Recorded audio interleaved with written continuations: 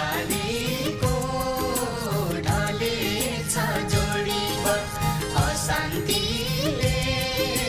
भत्कायो सबको घर शान्ति गुन्जाइदेऊ फेरि पनि लुम्बिनी बुद्ध जन्माइदेऊ शान्ति गुन्जाइदेऊ फेरि पनि लुम्बिनी बुद्ध जन्माइदेऊ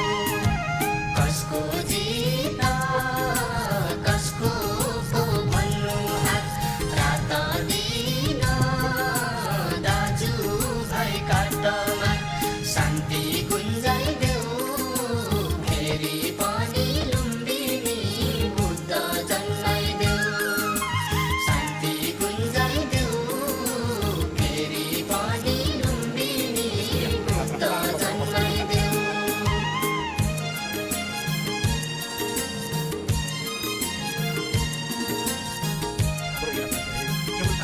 माता कालिकाको दर्शन गरेर